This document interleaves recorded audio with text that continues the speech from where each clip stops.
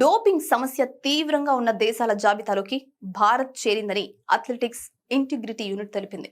ఇప్పటిదాకా category below ఉన్న Bharat category ఏకు మారిందని వివరించింది. ఇండియా ఈ జాబితాలోకి చేరడంతో ఇక నుంచి భారత అథ్లెట్లు మరింత కఠినమైన డోపింగ్ నిరోధక నిబంధనలను పాటించాల్సి ఉంటుంది.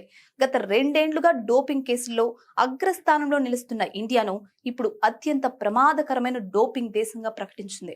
గత 4 ఏళ్లు గణాంకాల ప్రకారం 2022లో 48, 2023లో 63, 2024లో 71 డోపింగ్ కేసులు నమోదు కాగా 2025లో 30 కేసులు వెలుగులోకి వచ్చాయి. ప్రస్తుతం 148 మంది అథ్లెట్లు సస్పెన్షన్ లో ఉండడంతో కెన్యాను అధిగమించి డోపింగ్ నేరాల్లో ఇండియా ప్రపంచంలోనే టాప్ ప్లేస్ లో నిలిచింది. తాజా నిబంధనల ప్రకారం ఇండియా అథ్లెట్లు ఇకపై మరిన్ని కఠినమైన పరీక్షలను ఎదుర్కోవాల్సి ఉంటుంది. దీంతో అథ్లెటిక్స్ ఫెడరేషన్ ఆఫ్ ఇండియా స్థాయి కేటగిరీ బి నుంచి అత్యంత కఠిన నిబంధనలు వర్తించే కేటగిరీ ఏకి పడిపోయింది. కేటగిరీ ఏలో Russia, Belarus, Ethiopia, Kenya, Nigeria, Ukraine వంటి దేశాలున్నాయి. ముఖ్యంగా ఒలింపిక్స్, వరల్డ్ ఛాంపియన్షిప్ వంటి మెగా ఈవెంట్లలో పాల్గొనేవారు ఈ పోటీలకు 10 నెలల ముందు కనీసం 3 సార్లు ముందస్తు సమాచారం లేని డోపింగ్ పరీక్షలకు హాజరు కావడం తప్పనిసరి కానుంది.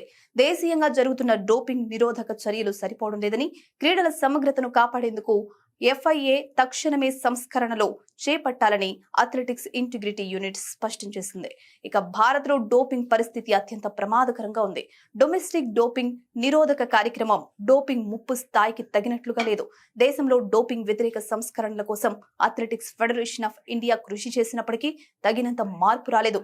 అథ్లెటిక్స్ సమగ్రతను పరిరక్షించే సంస్కరణలను సాధించేందుకు కేటగిరీ ఏలో ఉన్న ఇతర దేశాల ఫెడరేషన్లు వ్యవహరించిన రీతిలోనే AIU ఇప్పుడు AFIతో కలిసి పనిచేస్తుంది అని AIU చైర్మన్ తెలిపారు.